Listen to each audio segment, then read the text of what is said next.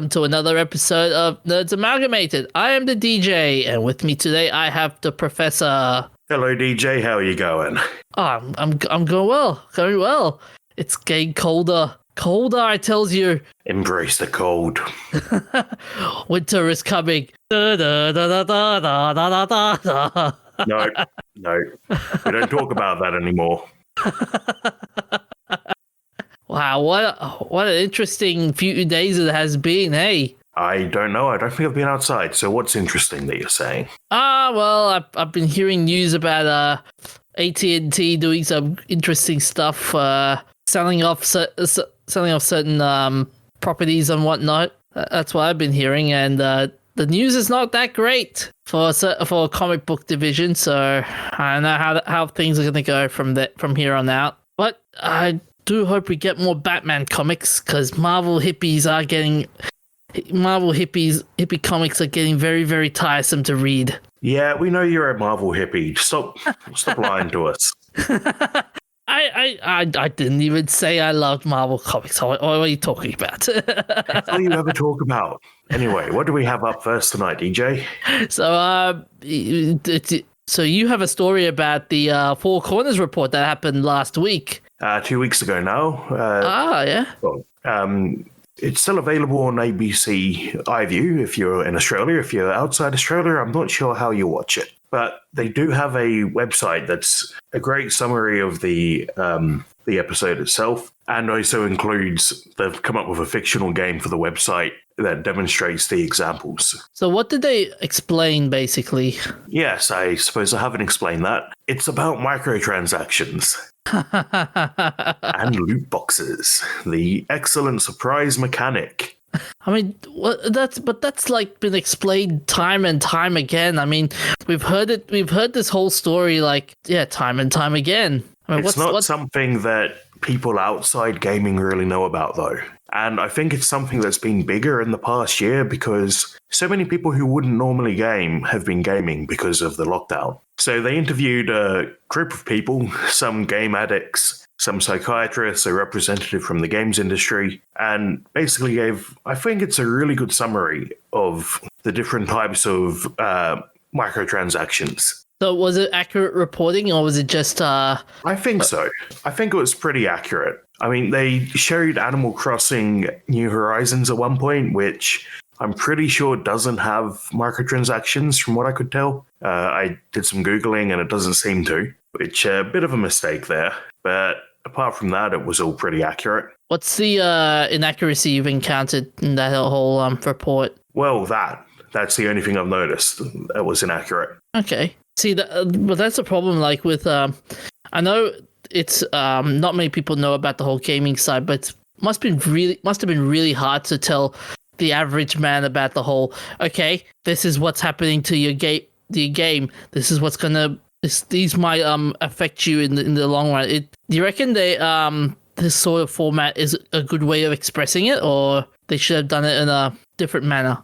I think the episode itself didn't explain things the best, explain the types of microtransactions. I think the website is actually better at that, because it actually has this little fictional side-scrolling game that demonstrates the different mechanics it's talking about. Depends on the narrative they're trying to put out. No, it was fairly balanced. Okay. So anyway, in the games industry was 175 billion USD of revenue last year. 3/4 of that was from microtransactions like loot boxes. Oh man, guilty game. The only game I've ever really bought loot boxes, well, microtransactions in, is Pokemon Go, and that's only very occasionally. I've never really gotten stuck into it, but they do interview some psychiatrists. Dr. Kim Lee points out that.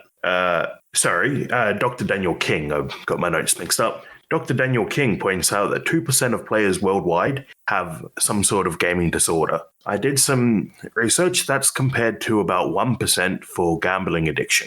Oh. Yeah, and the Dr. James Sauer pointed out that the people who are getting addicted to loot boxes are the same people who would get addicted to the pokies, especially since games like NBA now have actual pokey machines for determining your reward. Yeah, I remember like Angry Joe, for example, was very angry about it, how they've Angry added. Joe was angry. Really? Yeah, I think, modeling your loot box off a pokey machine, like, if you're not, I don't know how you could get more blatantly, well, this is gambling than that. Yet, if you ask them, they'll probably come out and say it's not gambling, which is what the games industry representative they had there, Ron Curry from the IGEA, he was very sort of trying to deflect from the issue, pointing out that, people spend their money however they want. And if they don't spend it on the games, they might spend it on something else. They did interview some other people from the industry who were more akin to my thoughts of not wanting to exploit your players. But so Ron Curry was sort of the leader of the bad guys in this bit, from my perspective. But they also interviewed some politicians and some experts to find out what we can do to change it. And they pointed out that in Belgium, loot boxes are completely banned. Oh, yeah. Yeah. And in China, you have to disclose the odds. Yeah, that's a given, yeah. Yeah. What about Australia? Have they done anything? Nothing yet. They interviewed Senator Jordan Steele John, who was part of an inquiry a couple of years ago into it, and thinks that the gambling lobby is actually the one behind the pushback against anti-loot box laws, which I would completely agree with him there, because if you do a bit of digging, the people behind mobile gaming, which is particularly rife with loot boxes, are often gambling companies. Oh, yeah, yeah. Just as one example, because you see it everywhere, not our sponsor, Raid Shadow Legends, is owned by a gambling company. So as a gambling company, you already got the gambling. Why not add the game and take money from gamers as well? And then you get people who don't come into the casino. So basically, gaming has now turned into I know it's a multi-million. Okay, we may sound cliche here. It's now a multi-billion-dollar industry, and it has been for a while. Yeah, it has been for a while, but it's now devolved into, okay, we're gonna make even more money by adding in the concept of gambling into it. And I think it's really predatory. A lot of the techniques they use are similar to the ones you would see in a casino. And I think both are pretty predatory and exploiting people's weaknesses. I'm surprised a lot of people, it is only a couple of % of people who have an issue, but that's still a lot of people. Yeah. Think of how many other things that if they had a 1 in 100 chance of happening would be unacceptable. Your risk of dying in a car accident? Oh. Let me just double check that number. It's definitely not 1 in 100. Lower than that, isn't it? I will tell you as soon as the page loads. Come on, internet. I'm surprised no one has done a lawsuit against EA or anything like that. You know how we're seeing lawsuits of people suing poke companies for losing money and stuff. I'm surprised we haven't seen that level of scrutiny in the courts. I think we should start seeing more scrutiny in that. Yeah, I think that's unfortunately the inquiry ended in a recommendation to have another inquiry. Which, what's the point? It feels like a media circus at this point. Like, sure. That feels really silly. Yeah, sure. Like, another inquiry, it will be another form of discovering and more seedy behavior from the companies. But it's going to be a media circus, though. Like, yeah, sure, you'll get like people like Yong Yeah and Angry Joe will talk about this and will try and raise awareness about this. But then by the time that it gets out of there, it'll be diffused so easily. Yeah, and there's a lot more money behind suppressing this than there is behind making a change. So it is an emerging field of psychiatry. Doctors still aren't, 100% sure how to treat it. My layman's view would be that it would be similar to treating any addiction, but, not a doctor, so grain of salt. One of the doctors, Dr. Kim Lee, admits that he has his own tendencies towards Pokemon Go, and that he's tried to do detoxes, but he keeps getting drawn back in. By the way, speaking of gambling with loot boxes, did you hear about a couple of weeks ago with EA and how there was a document that that was linking FIFA 21 to gambling, and spending loot boxes is optional. Yeah, optional, sure. The problem is, from a game design perspective, once you add a method to bypass the grind, especially if that method makes you money, you've got an incentive to increase the grind. Oh, So man. I don't believe that you can have microtransactions like that in a game that don't influence the rest of your design. Yeah. Oh, here we go. So the AstraZeneca vaccine was found to have a risk of causing clots, not killing you necessarily, just causing clots, around 4 in 1 million. Oh, that's really tiny. Yeah, but when that happened, everything shut down. Europe stopped giving out AstraZeneca while they investigated for what turns out to be an absolutely tiny incidence rate. Meanwhile, we're letting things go on that have a 1 in 100 chance of happening, which, one's mental, one's physical. I'll give you that. But why shouldn't we make a change to reduce the rates of people getting addicted to gambling and loot boxes? Okay, this may sound a bit conspiracy theory-ish, but I reckon it comes down to the media trying to stoke up the fear at people, saying what sort of fear? What do they want us to be afraid of? It's like, oh, the coronavirus is evil. It's out there. The vaccine, we may never know. Even though everyone's been working hard on this vaccine, we don't know whether it will work or not. It's like they were revealing how AstraZeneca the success rate of the virus was like 67% or something like that. That's what I've been told. What I've been hearing all over the place. So yeah, I think the anti-vax people in particular really blew the risks of the AstraZeneca vaccine out of proportion.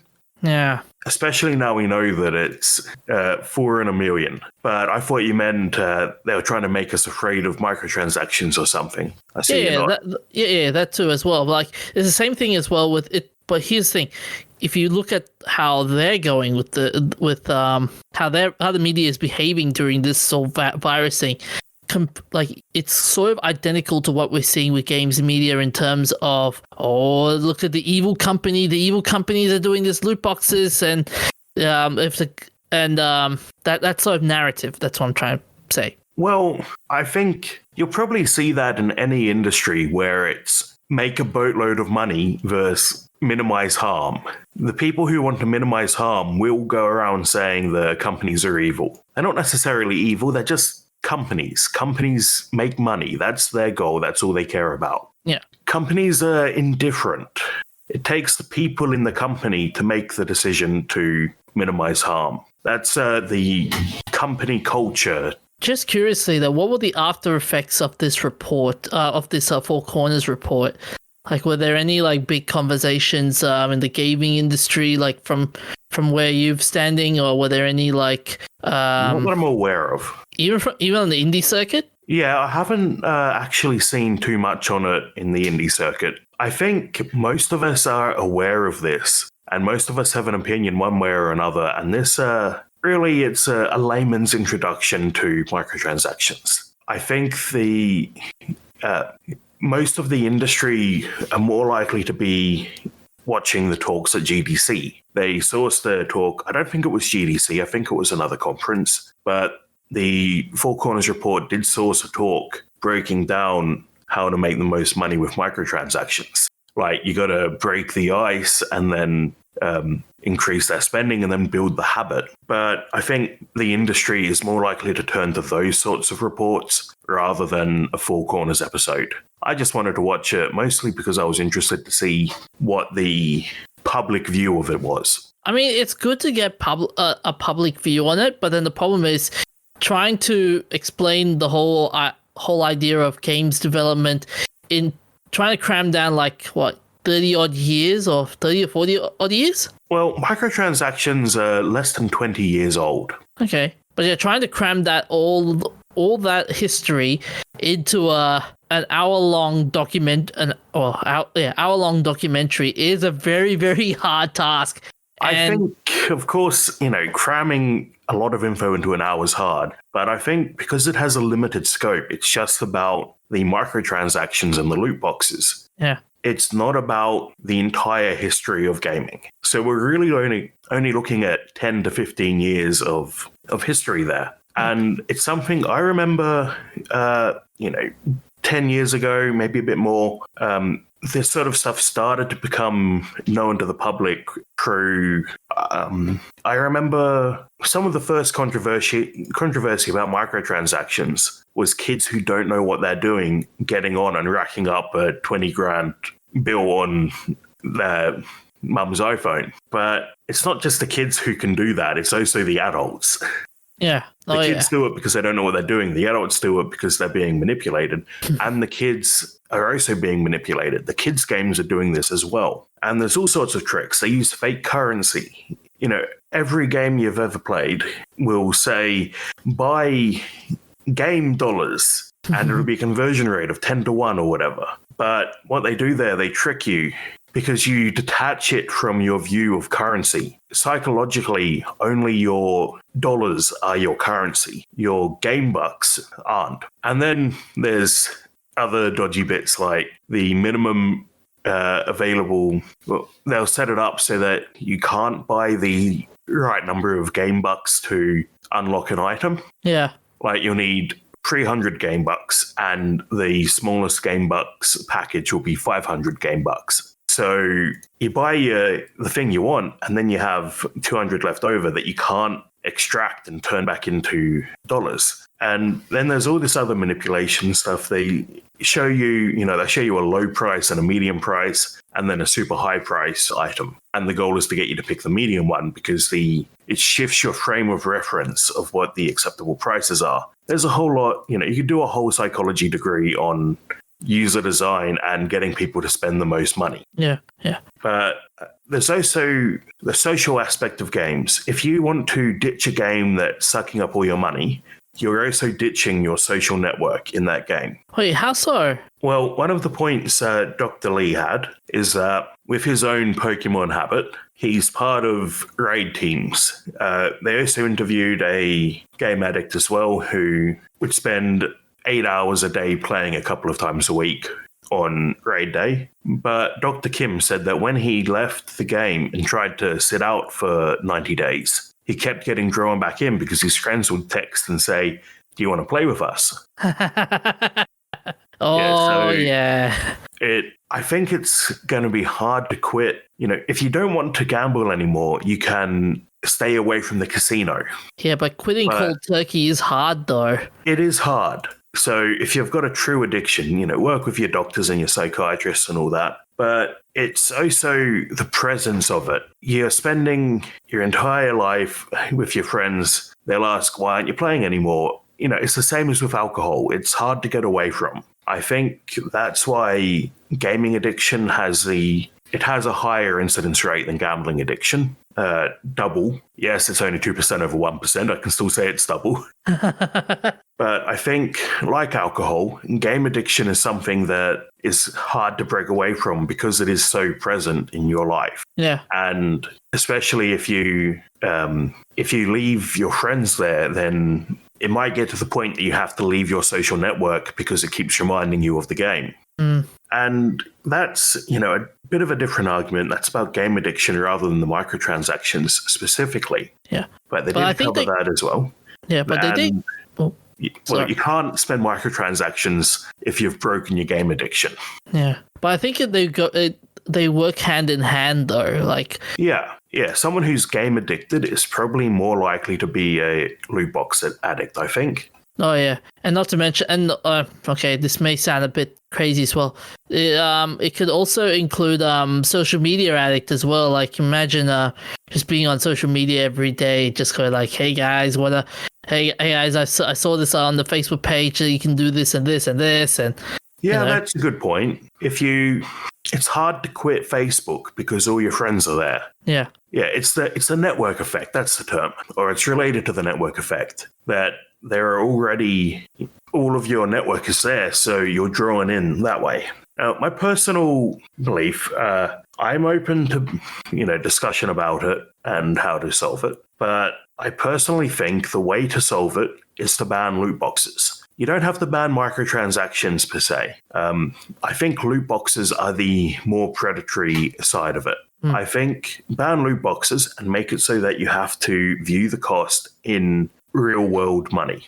So if you log into a game, rather than buying a loot box that has a 1 in 100 chance of giving you the super awesome costume you want, log in and see that you can buy the costume for $10 or however much the game developer wants it to be. But it has to be in dollars, not in fantasy game bucks. This might sound like a stupid idea. Well, how about making the loot boxes really unaffordable? Like, let's say if you really want to buy a loot box, I was gonna say $100,000 for a loot box, but that'd be crazy. Oh, I bet EA would love to have that. How about $1,000? If you really want the loot box, you have to pay $1,000. That seems like a deterrent. I don't know how well it would work. It would kind of. Do something similar to like how people are trying to stop people from smoking, increase the smoking cigarette prices or increase the alcohol prices, that kind of thing. If we're looking at like I don't think that we've might be the way to do it. Add massive taxes to microtransactions or to loot boxes and gouge it out the same way they did for cigarettes. Yeah. Because cigarette usage has dropped significantly. Or if you want to take it to the next step, we could also, this may sound stupid, do plain packaging on games.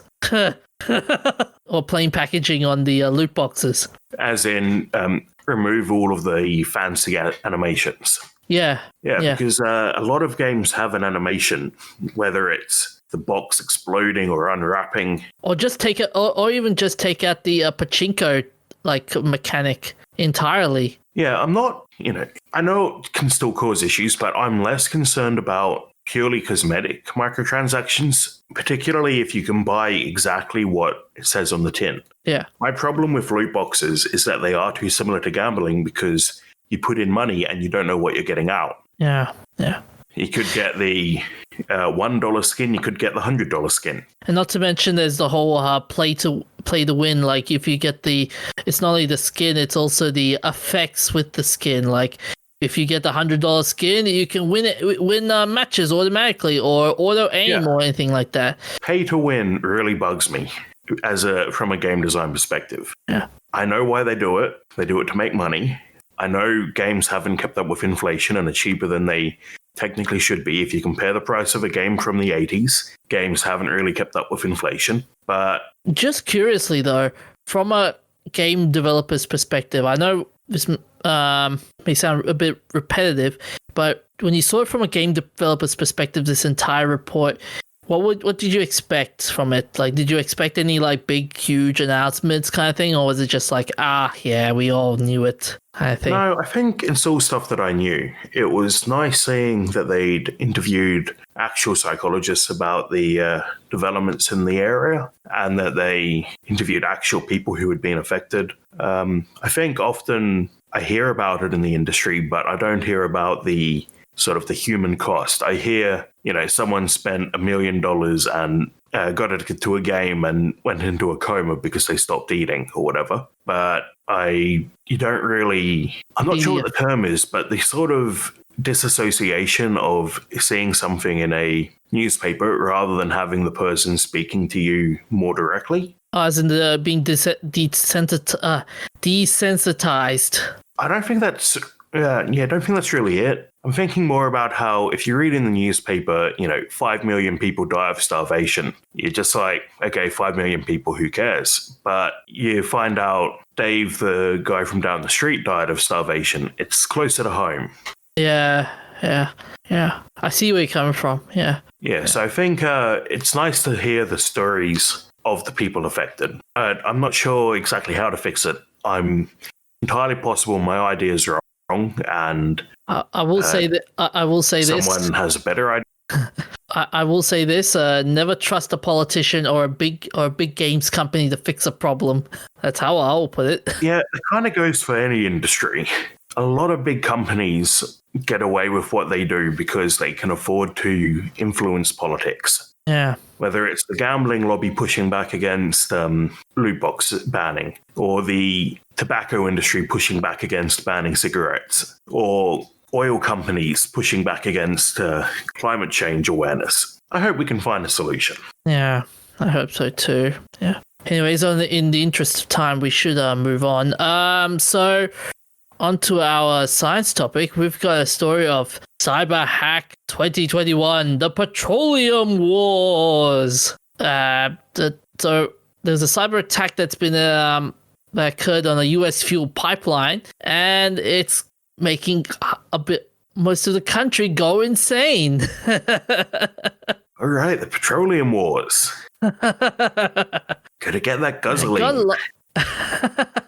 You know, that's how Mad Max 2 happened. Wait, how did Mad Max 2 happen again? Petroleum Wars. Oh, yeah. Or was it Water Wars? I might have mixed that up. I know Fury. I think Fury Road was the water and petroleum. I think, but hang on a second. Yeah, well, there was the huge disaster. Like society collapsed because of resource scarcity, and then nuclear war happened.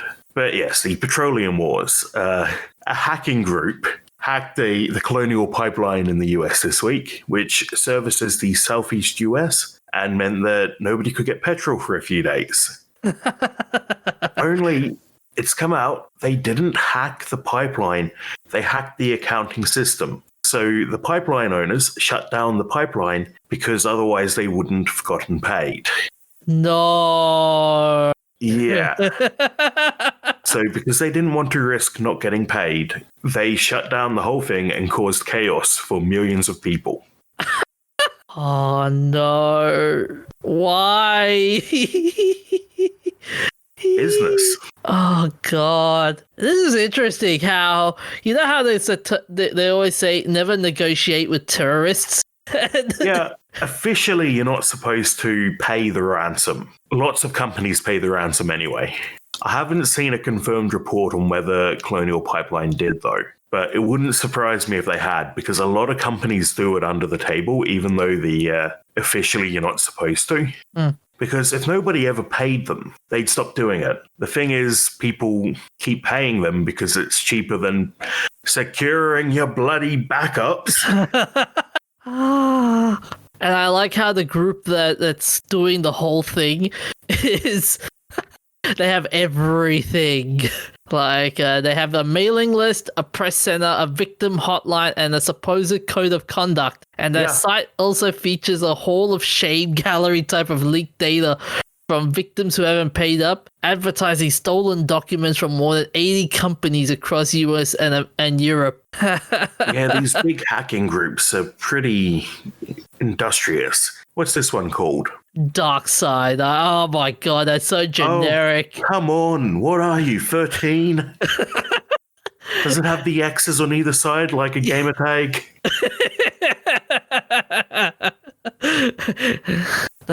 We like to point out this was the professor saying, not us.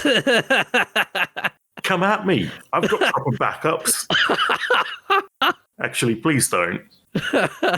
What's interesting is how, because of this, people have lost their collective shit. Yeah, just like the toilet paper scarcity, people cannot cope with the idea that there might be scarcity. So, because nobody prepares for anything, everybody goes out at the first sign of trouble and messes up, and there wouldn't be a shortage if people didn't go and mess it up. I think the whole toilet scarcity thing. So I listened to someone that was saying why the toilet scarcity happened. The reason why they were scared of the whole toilet scarcity was because of the whole logistical side of the delivery wasn't gonna happen. So that's why people were freaking out. Yeah, it's all logistics. But the problem is, people will, instead of preparing. If you want to be prepared for a disaster, over months and years leading up to the disaster, you go out and instead of buying 100% of your needs for the week when you do your shop, you buy 101% or 110% and build up a supply, and then you keep that supply in reserve. The problem isn't that everybody needed toilet paper. The problem is that everybody saw a disaster happening and decided, I'd better get the toilet paper before everyone else does. If you'd been smart and picked up a couple of extra packs before there was an issue, there wouldn't be an issue. There are dumb people, though, keeping it in inappropriate containers. Some of the examples I saw were actually traced back to other events in the past, but it doesn't surprise me that people would have done it again. I saw one video where someone was pouring petrol onto like open buckets, and I'm like, dude, what are you doing? Yeah, I saw one from a couple of years ago from another shortage. It might have been before a hurricane or something. There's a lady filling a plastic shopping bag with petrol. And when the bag leaks, she double bags it and keeps going. No. Yeah. So the big issue here is that Colonial Pipeline's disaster recovery plan didn't. Your disaster recovery plan should be able to get you through a thing like this. It might take you a few hours, might take you a day, but it should absolutely not take you more than a day or two to get ready. The problem is Colonial Pipeline apparently didn't back up their accounting systems properly and couldn't get back online. When the same thing happened at Maersk, they lost everything and they would have been screwed. The only reason Maersk was able to get back up so quickly is because they had one computer in Africa somewhere that happened to be offline because of a power cut. And they were able to bring that in and rebuild from that. But the problem is if you don't have any sort of backup, you have nothing to rebuild from. And when the hackers hit you, you have to start from scratch, or you pay the millions of dollars and hope and desperately pray that the hackers will give you your stuff back. which I think 99% doesn't really happen. Surprisingly, it happens in a lot of cases. It's hard to know because companies that do pay the ransom don't talk about it because legally you're not supposed to pay the ransom. Yeah, that's fair. Yeah, because you don't want to encourage them.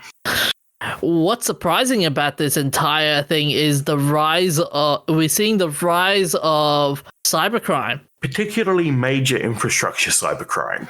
Oh, yeah. I don't know if DarkSide are state actors, but if they aren't, this is possibly the first incidence of commercial cybercrime where a hacking group does it for money. State-sponsored hackers do this all the time. Oh, yeah. The most prominent ones are the ones from China when they... Remember how they attacked the Australian infrastructure? Yeah, China and Russia. Yeah. Russia's team, actually, the not Petya attack, the Maersk attack that we're just talking about, traces back to, I think, Fancy Bear, which is a code name given to the group. So all of the hacking groups are given code names by security teams. And Fancy Bear because they come from Russia, so they're bear. China has some other name, I don't remember which. So the US hacked Iran's the Iranian nuclear enrichment facility. Oh yeah, with Stuxnet, I remember that. Yeah, Stuxnet. That was an instance of, well, not just the US actually. I think that was an international effort, but of course the US takes the credit. Yeah. But Stuxnet, they hacked the hardware that ran the centrifuges, and in the end, they got the virus in by dropping a USB stick in the car park.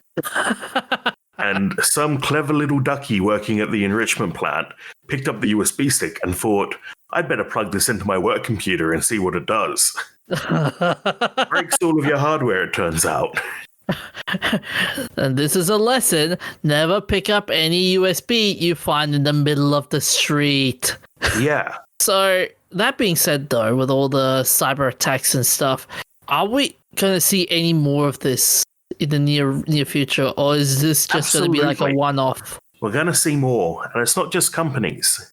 Major infrastructure run by companies is vulnerable. Major infrastructure run by governments is vulnerable. Small companies are vulnerable. Everyone's vulnerable. You can't secure every doorway, which is why you have backups, and a disaster recovery plan, which you test and practice, so that when the disaster happens, you can get back on track within a couple of days. Yeah. And I think the hacking games are going to be even more intense in terms of we're going to see. I reckon we'll see more activity from America, Russia, China. Well, a few months ago, a hacker tried to poison, I think, somewhere in Florida by hacking in and modifying the water treatment plant machinery. Someone hacked in and was just adjusting the settings and would have exposed people to higher than normal concentrations of whatever chemical it was they were using to clean the water.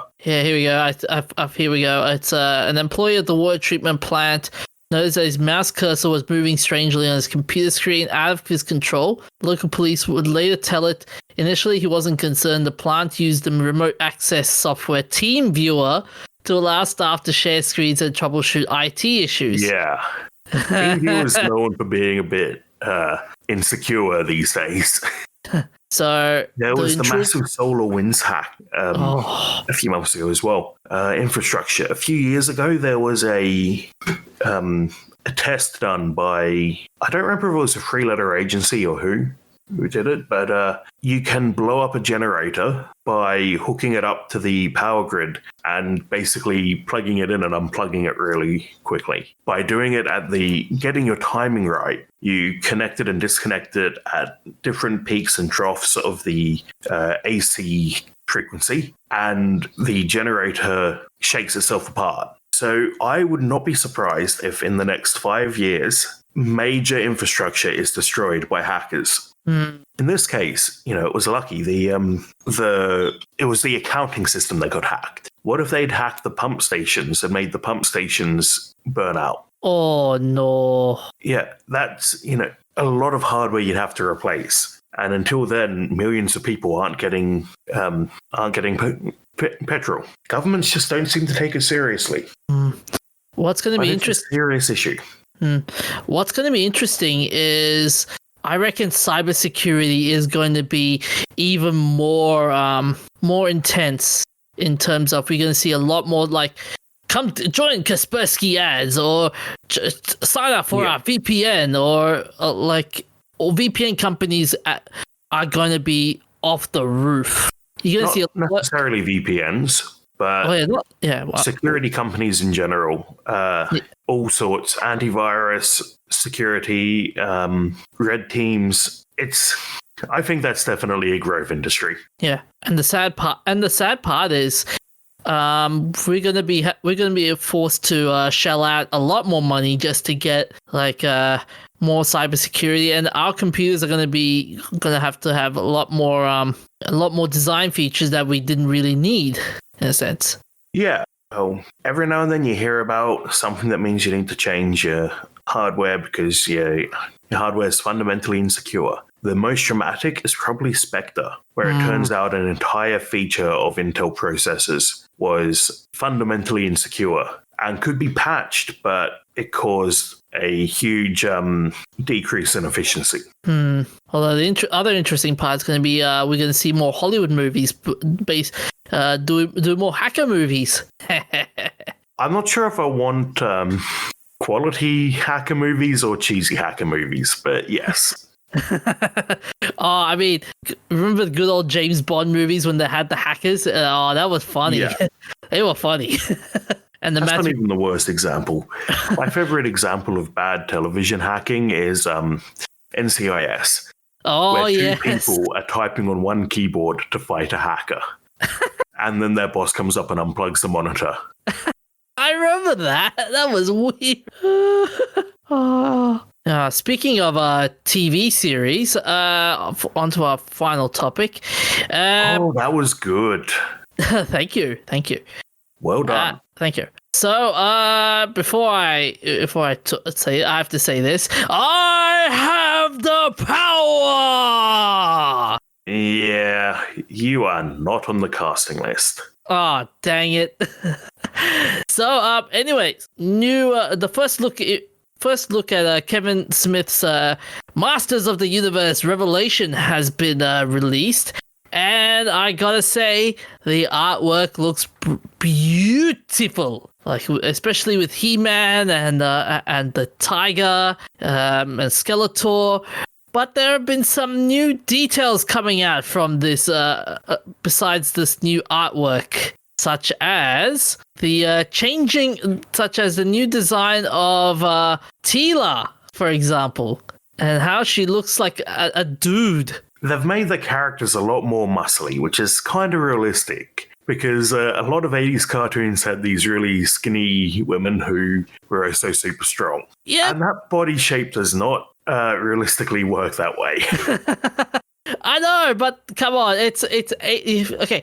Here's the problem: if you're trying to live up to the 80s, be faithful to the 80s. Don't do this like, oh, we're gonna do some changes and then pass it around as, oh, we're gonna try and this is good. This is the 80s series, but we just did minor changes.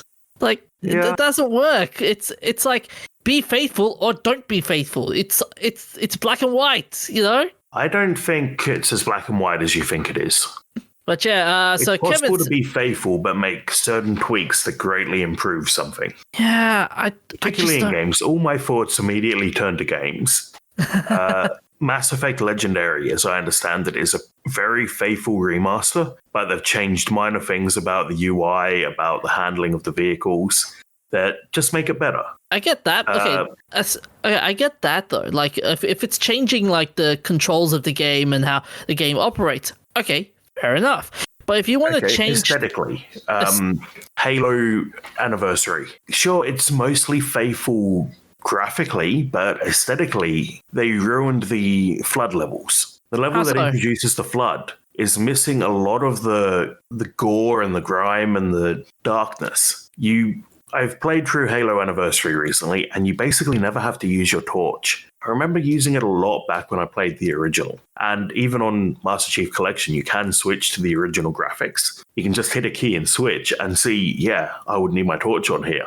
So despite the graphics being, on the surface, faithful, they've changed the whole tone of that level. Then there's Resident Evil 2 Remake. Oh, yeah? That's faithful to the story, but unfaithful with specifics. So the story is the same. Most of it's reasonably similar, but, you have all the same story beats, but enemy introductions are different. You get weapons at different points. The map's been changed. I get where you're coming from, but like I said, but it's hard to say. Like, I get where you're coming from, but I'm still standing by the fact that if you want to stay faithful to the series, stay faithful. Yeah, I'm not fussed. I think it's more realistic that in this world of hyper-muscly people, you'd have more Rhonda Rousey than Mental Blank. But okay, like look at Teela, for example, in the old series, she does, like, she's kick-ass and she looks beautiful, that kind of thing. But in this one, it's just she looks like a dude. Do you have a problem with that? No, seriously. Like, do you have a problem with her being muscly? And as I said, I'd rather stick to the original source material. I just don't like it how they change it, It's okay to not be attracted to her. You don't need to get a body pillow of every animated woman you see. I'm not getting a body. Oh, that's so mean. But anyways, moving along. So Kevin Smith. Okay, I will say it. So he's the producer of it, and interesting fact about him these days, he's the Disney shill, basically. Like he's like the hype man for every any Disney Marvel movie that comes out. He'll be there going like, "Oh my god, this is the best movie ever! This is the best trailer ever!" That kind of thing. Like anything related to Disney and Marvel, he'll be there. Does he work for Marvel? Or Disney or any of that? He doesn't really. Yes and no. No, he doesn't work for Marvel, but yes, he works for Marvel in terms of, I would like to use my platform to say that this trailer is awesome, that kind of thing. Like, he would just constantly talk about how great Marvel is, basically. Like how I used to back in the day. As if you stopped. Oh, I did stop. I did stop. But anyway, so Kevin Smith, he's the producer and director of this series. So he put out some details for this. So for the first episode, Revelation begins in lockstep with the old show, which Smith mentions throughout the halfway. Things take a shift, which allows all the characters to go through periods of growth, which one of the producers has mentioned a cataclysmic event that would shake it up. The pair keep any further specifics about the cataclysm under lock and key, but Smith goes on to explain that the only certain people know the secret that Adam is really He-Man, and we build an entire story that we left out the secret and the damaging trickle-down effects of that. What damaging trickle-down effects, though? What damaging? Well, when Iron Man said, "I am Iron Man," it ended up with his house being blown up. Yeah, but then later on in the movie, it wasn't basically because of the house being blown up. It was basically like, "Oh, I'm challenging you." It was a challenge. Yeah, but if he'd kept his identity secret, they would never have blown up his house.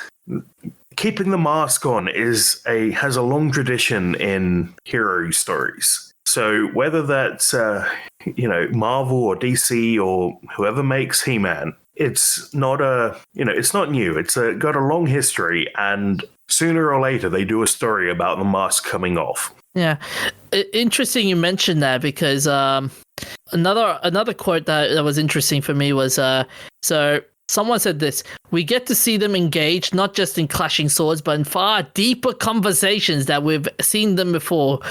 It's not just simply like these two dudes, He-Man and Skeletor, has been trying to beat each other up for decades.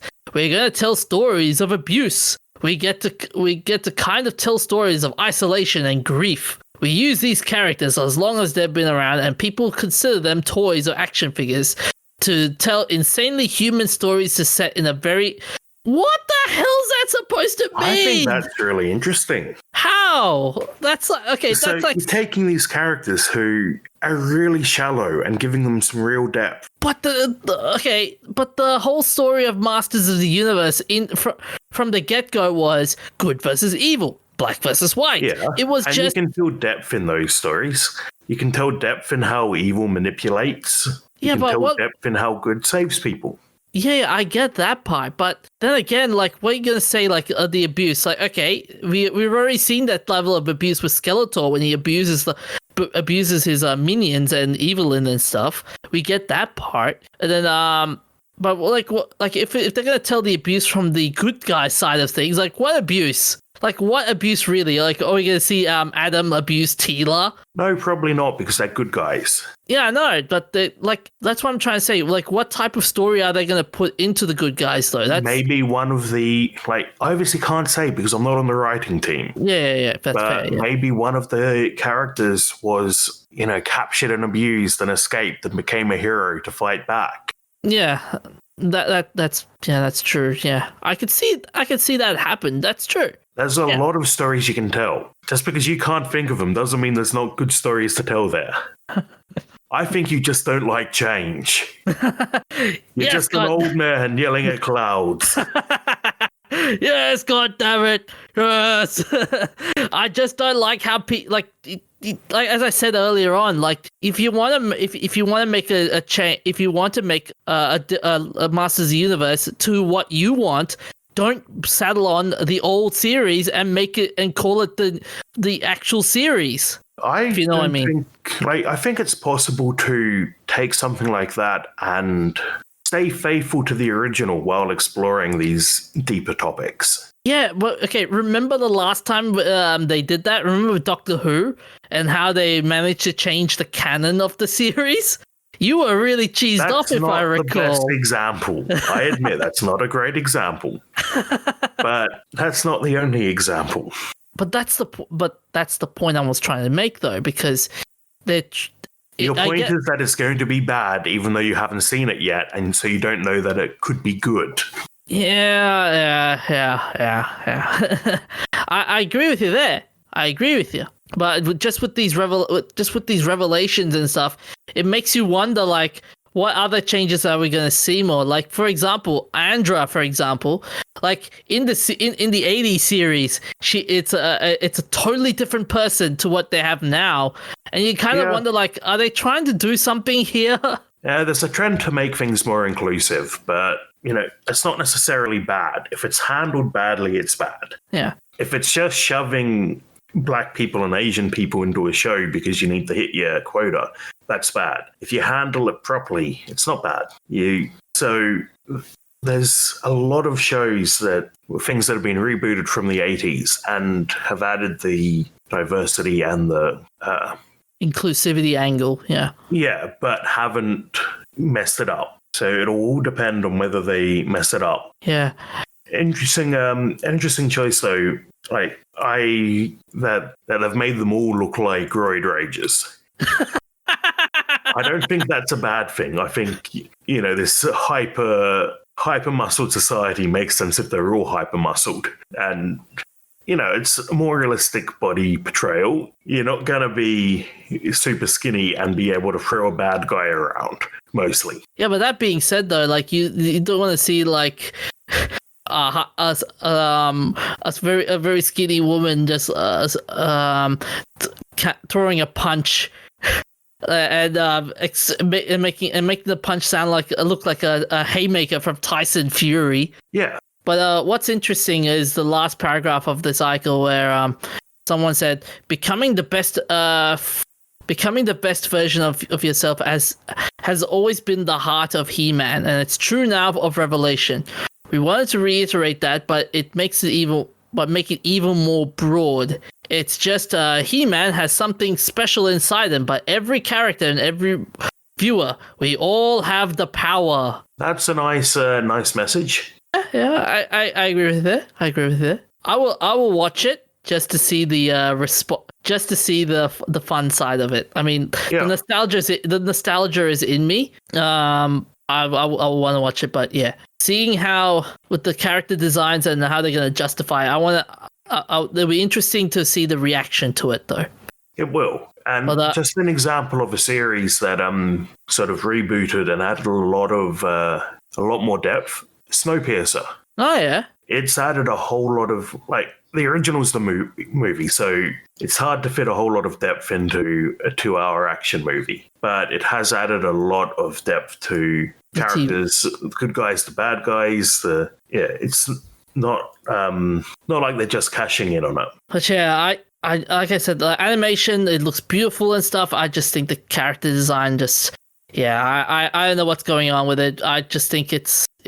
I mean, we may disagree on it, but yeah, only time will tell. Anyways, we'll be back after a message from our sponsors, and we'll be back with the needful things, shout-outs, remembrances, famous birthdays, and events of interest. Sponsors, you make us sound so posh. I know. La-di-da.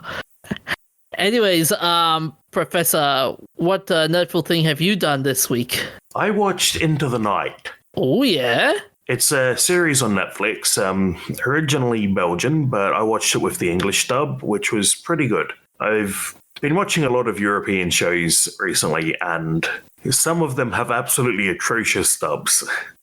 I don't know, actually. I feel like the ones with the British accents are better dubs, usually. I don't know if the studio that Netflix chooses in the UK is a better studio than the one in the US or something, but yeah, just a interesting observation. Completely anecdotal. So what's the story about? So a passenger plane is hijacked, and the hijacker tells them to fly west because otherwise they will all die when the sun comes up. So they're trying to fly west and keep in the shadow of the Earth, basically stay on the night side of the Earth. Okay. The drama's really good. I thought it was actually a really enjoyable show to watch. It's actually based on a book called The Old Axolotl. But The Old Axolotl is sort of, from what I can tell, I haven't got my hands on a copy yet. It's sort of a cyberpunk after the apocalypse story, whereas this is more of a modern day, the apocalypse is happening now story. And I think that's an interesting choice to say you're inspired by the old axolotl when basically only the instigating event is the same. I say the writers aren't great at numbers. You mean the writers in the movie or in the series people or who the wrote the series? Yeah. Okay, yeah. One problem I had, probably the most egregious, is that after they've been flying for a while, a character says it's been a week, but it can't have been a week. It could, at most, have been 24 hours based on some other things. I'm not going to go into more detail because I don't want to spoil the plot exactly. You can probably figure it out from that based on what I've said anyway. But yeah, the character says it's been significantly longer than it actually could possibly have been. Another time, they're calculating how much fuel they have, and they say they can fly to an airport, which is, again, significantly beyond the actual range of their aircraft. But apart from that, I thought it was really good. I binged it all in one session, really. Nice. One other odd thing, each episode starts with a sort of introduction to the character's past, sort of a major emotional connection that they have. And most of them are sex scenes. Oh, man. So the first episode opens with a sex scene in a hospital, and then you see that character carrying an urn through the airport, which, oof.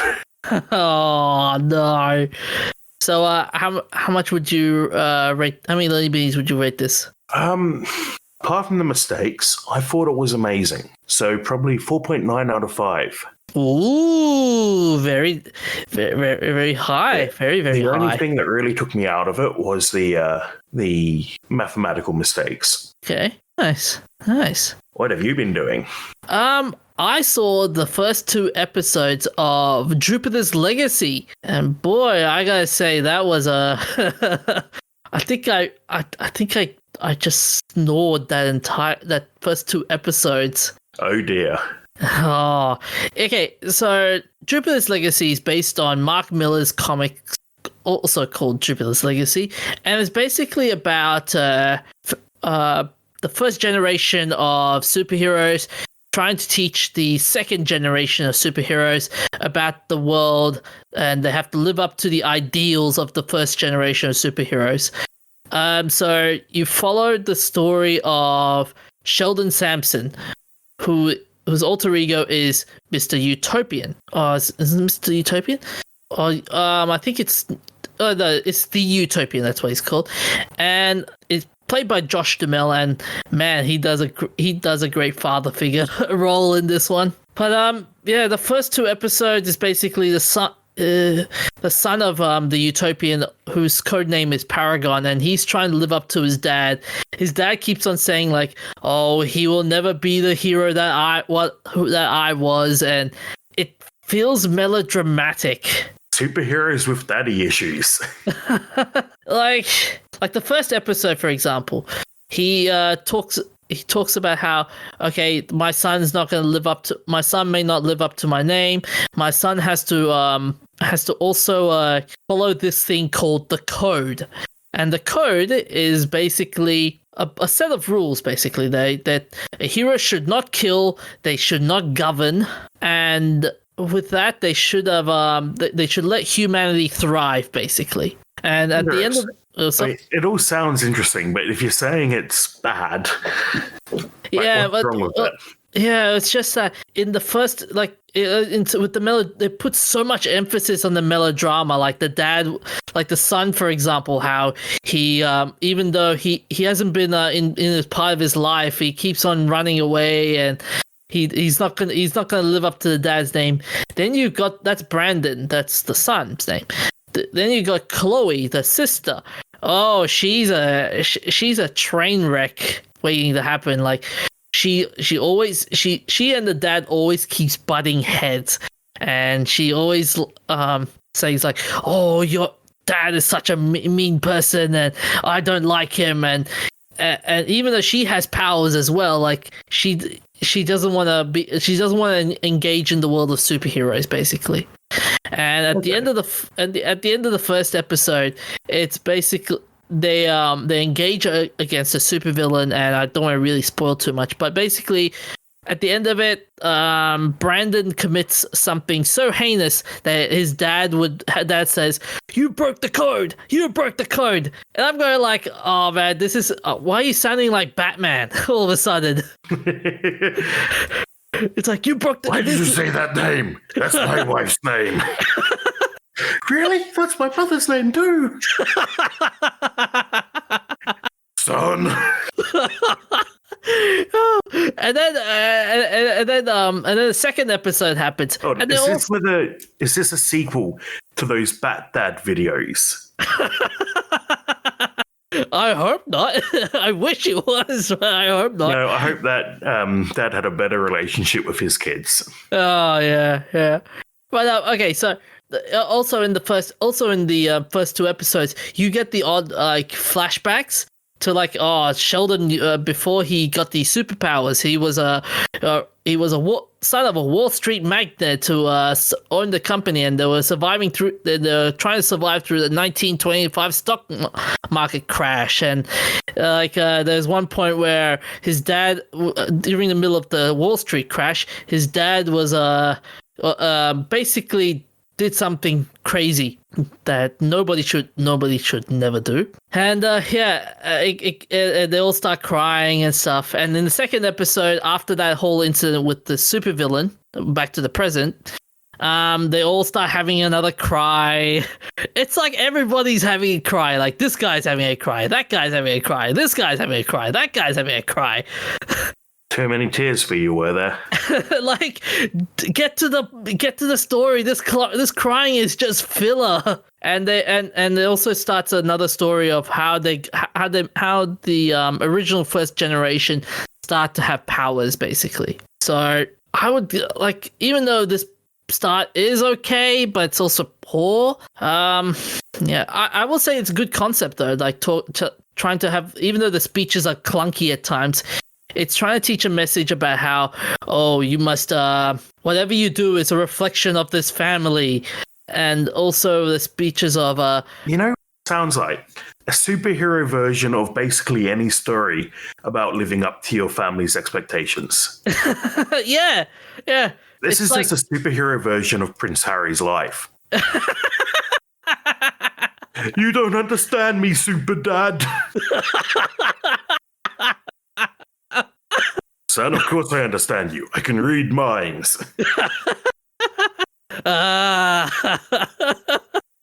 Man, and that's and that's why you see Prince Harry running away. No, it sounds like an interesting parallel to that. Yeah. That's sort of what sci-fi does well. You take something that is, really silly, like superheroes, and use it to explore topics that are relevant to real life. But yeah, I get that. I get that, like adding in the social commentary and the human drama to it. But there has to be a point where you're trying to like gel it nicely, gel it nicely to the point where you don't make it as a big message going, this is how you should be, like, be nice, So you think it's a bit heavy-handed? Yeah. I would say sci-fi nowadays is a bit too heavy-handed, and that's what you don't see much in the old sci-fi, like Star Trek and stuff. But I digress. Okay. Anyways, Star Trek's pretty heavy-handed, actually. It is pretty heavy-handed. Will you keep watching? I'll keep watching just to see how crazy this show goes. I mean, there are some interesting moments in the first two episodes. Like, for example, in the first episode, the daughter comes home and she's absolutely plastered and for the family dinner, and the dad's like saying, I saw your magazine shoot. And there's this awkward silence to watch. But basically, she posed nude in a Marie Claire cover. Oh, that's an awkward thing for your parents to see. Yeah, and the dad knew about this, and he's just trying to make it. It's just awkward. But the family drama gets a little bit more annoying. But yeah, it's like I said, it's just everybody's having this pant-wetting cry, and nobody cares about it. We just want to see superheroes.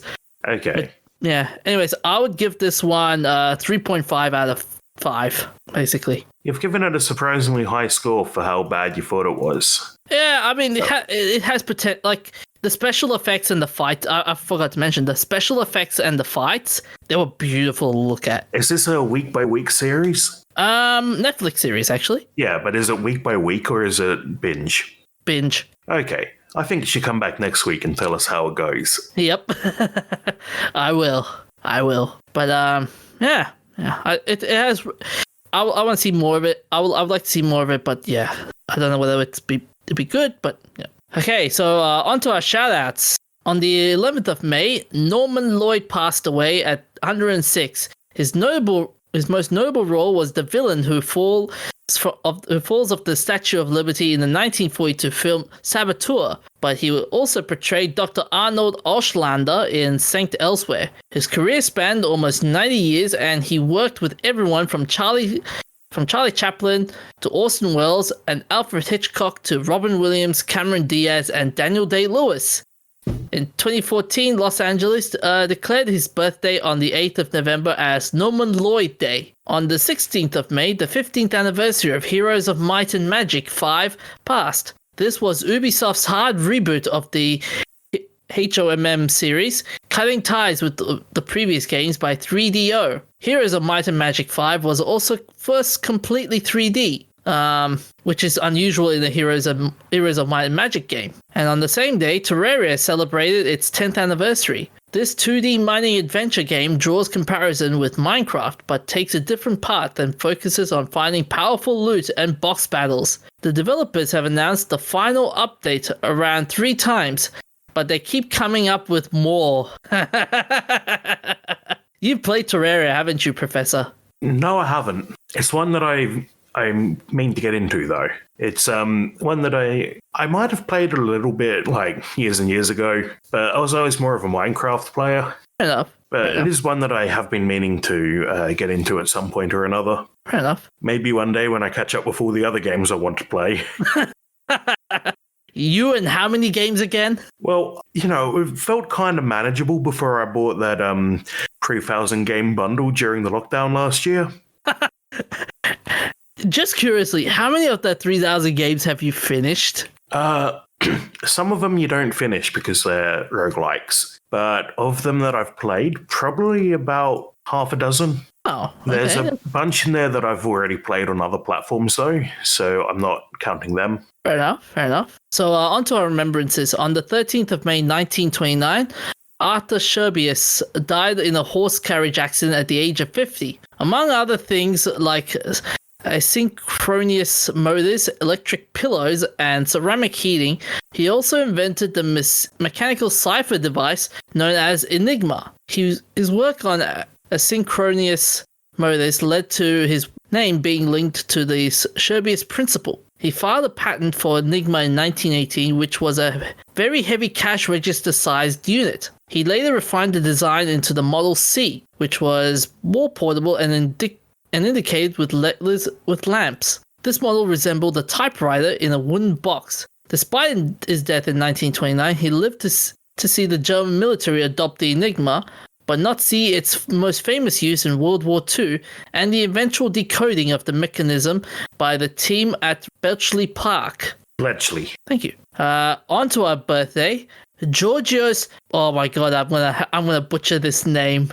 Giorgio Papanikolaou, I think that's how you say it. A Greek physician who pioneered psychopathology and early cancer detection.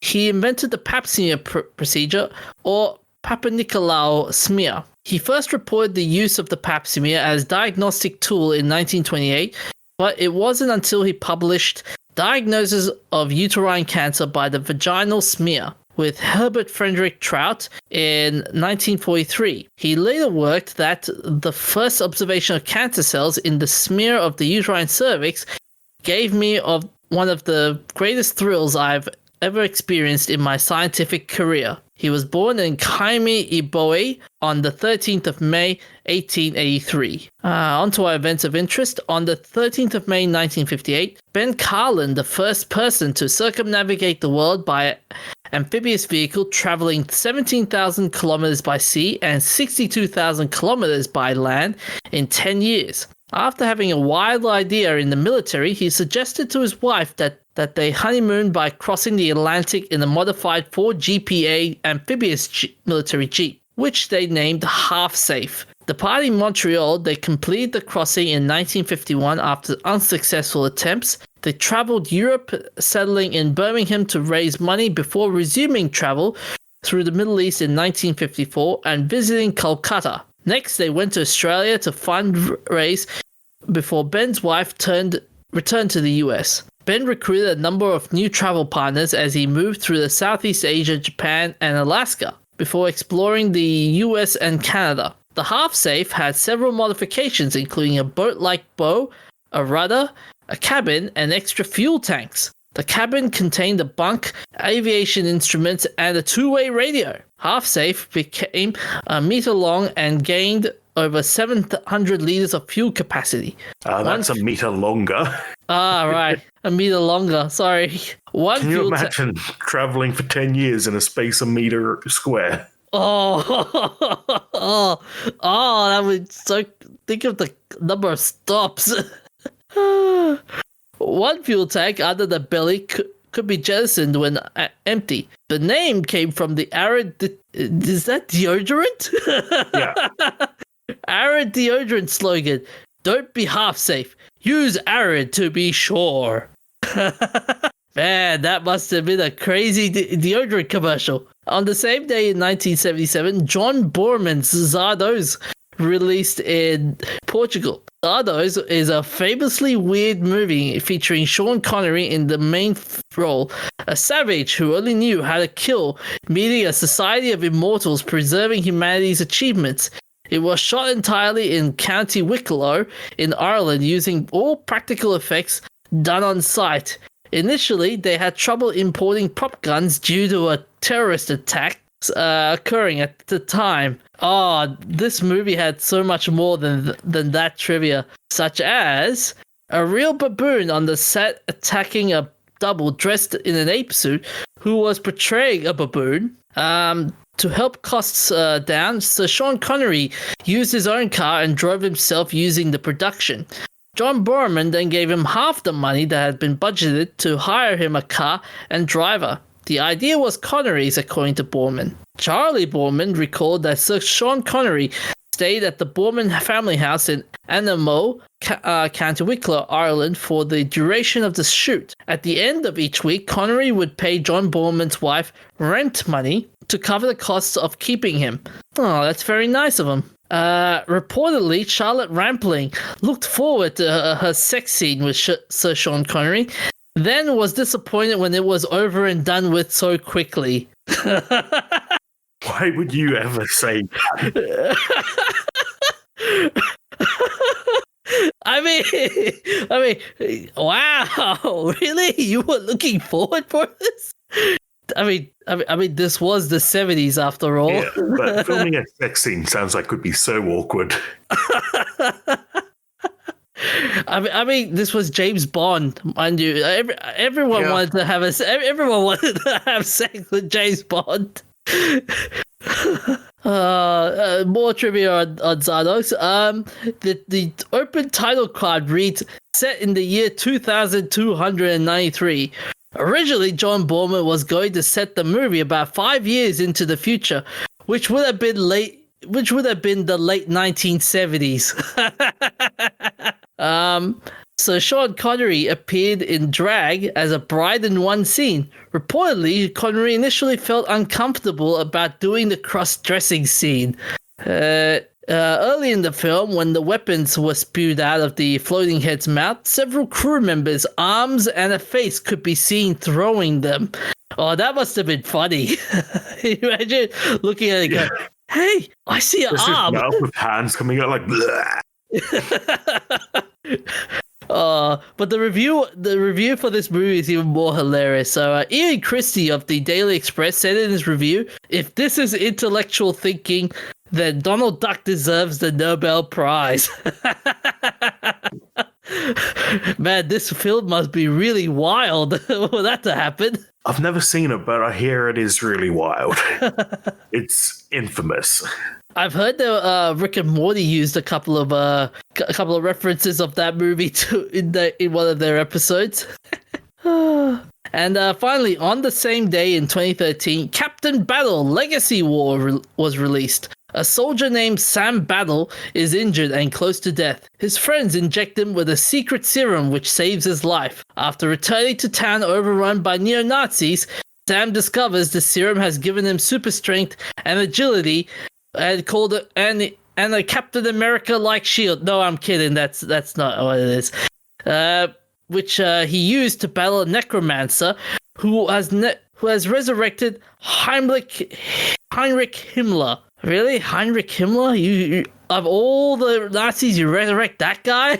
Wasn't Himmler the guy that had a secret fetish or something like that? I don't know. I'm not sure I want to know. I don't think anyone else wants to know. So Sam takes the role of Captain Battle, a role taken by his grandfather during World War II. So this sounds like a discount Captain America. Yep. What's next? Red Skull. We couldn't get Red Skull, so we got Gray Skull. No, wait, that's He-Man. Damn it.